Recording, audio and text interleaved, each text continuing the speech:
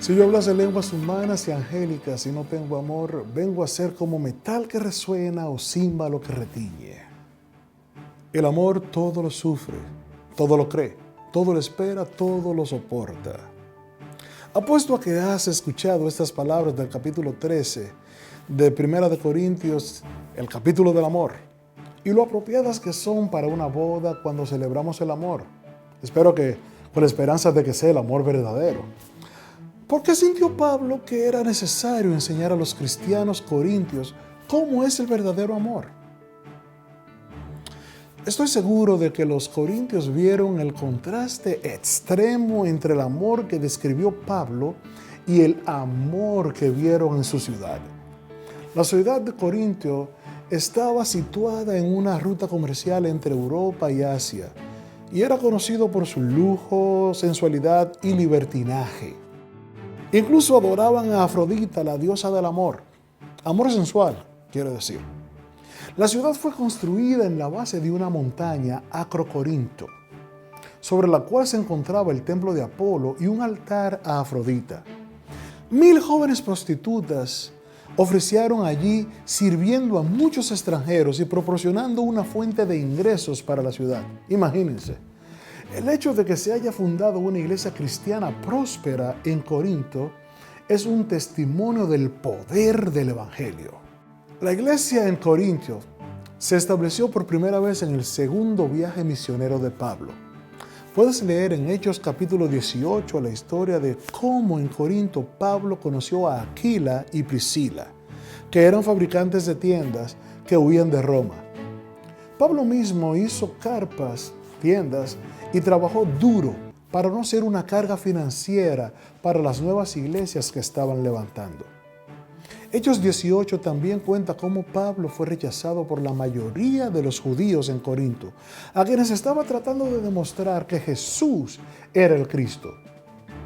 Al igual que muchos otros lugares donde Pablo predicó, los judíos atacaron a Pablo y lo llevaron a la corte. Pero en este caso, el procónsul no escucharía un caso relacionado con la religión judía. Alguien incluso recibió una paliza justo enfrente del tribunal. Pero no fue Pablo esta vez. Era Sóstenes, el gobernador de la sinagoga judía.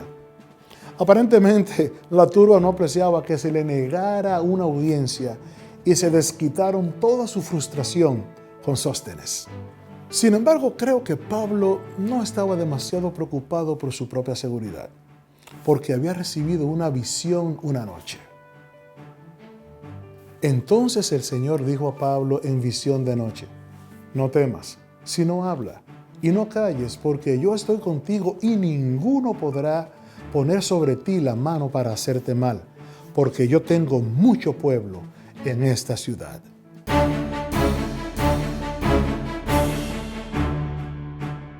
Primera de Corintios tiene 16 capítulos de largo. Esa es una carta bastante larga. Y ni siquiera era la primera que había sido escrita a los corintios. En 1 Corintios 5:9, Pablo relata de la primera carta. Dijo: os he escrito una carta para que no os juntéis con los fornicarios. Estoy seguro de que Pablo quería que las iglesias guardaran sus cartas y las valoraran y compartieran con otras iglesias. Pero me pregunto si alguna vez tuvo alguna idea de que sus cartas serían recopiladas y agregadas a las escrituras existentes. En cualquier caso, las cartas a los corintios han sido un tesoro de instrucción para los cristianos desde entonces. Los corintios se habían topado con una gran cantidad de problemas, a juzgar por la variedad de temas que Pablo cubría en las cartas. Estos temas siguen siendo interesantes y relevantes hoy. Facciones dentro de la iglesia, litigios en cortes seculares, derechos matrimoniales, celibato y matrimonios mixtos, mujeres y adoración, libertad cristiana, dones espirituales y la resurrección. Es dentro de una amplia discusión de los dones espirituales que se establece el capítulo del amor. Pablo comienza presentando una lista de dones espirituales que provienen del mismo Espíritu. Porque a este es dado por el Espíritu palabra de sabiduría, a otro palabra de ciencia, según el mismo Espíritu, a otro fe, por el mismo Espíritu, y a otro dones de sanidades por el mismo Espíritu, a otro el hacer milagros, a otro profecía, a otro discernimiento de espíritus, a otro diversos géneros de lenguas, y a otro interpretación de lenguas. Pero todas estas cosas las hace uno y el mismo Espíritu, repartiendo a cada uno en particular como Él quiere. Luego Pablo usa las diversas partes del cuerpo para ilustrar que no todos tenemos o necesitamos el mismo don espiritual. Mas ahora Dios ha colocado los miembros, cada uno de ellos, en el cuerpo, como Él quiso. Porque si todos fueran un solo miembro, ¿dónde estaría el cuerpo? Todas estas partes del cuerpo trabajan juntas por un bien común. De manera de que si un miembro padece, todos los miembros se duelen con él. Y si un miembro recibe honra, todos los miembros con él se gozan. Vosotros pues sois el cuerpo de Cristo y miembros cada uno en particular. Y a unos puso Dios en la iglesia primeramente apóstoles, luego profetas, lo tercero maestros, luego los que hacen milagros, después los que sanan, los que ayudan, los que administran, los que tienen don de lenguas. ¿Son todos apóstoles? ¿Son todos profetas? ¿Todos maestros? ¿Hacen todos milagros? ¿Tienen todos dones de sanidad? ¿Hablan todos lenguas? ¿Interpretan todos? ¿Acaso todos nosotros necesitamos hablar en lenguas para demostrar que hemos recibido el Espíritu Santo? No, según Pablo.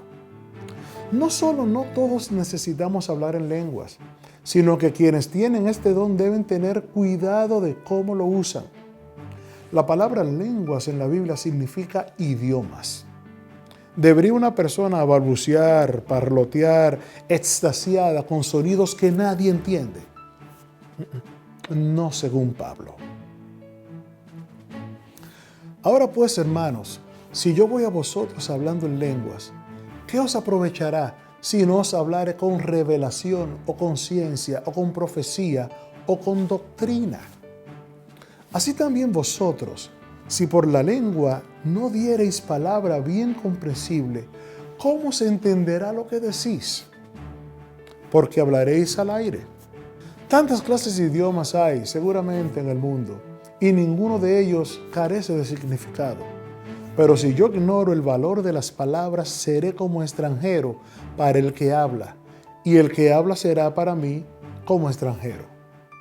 En 1 Corintios 14 y 19 dice: pero en la iglesia prefiero hablar 5 palabras con mi entendimiento para enseñar también a otros, que 10,000 palabras en lengua desconocida.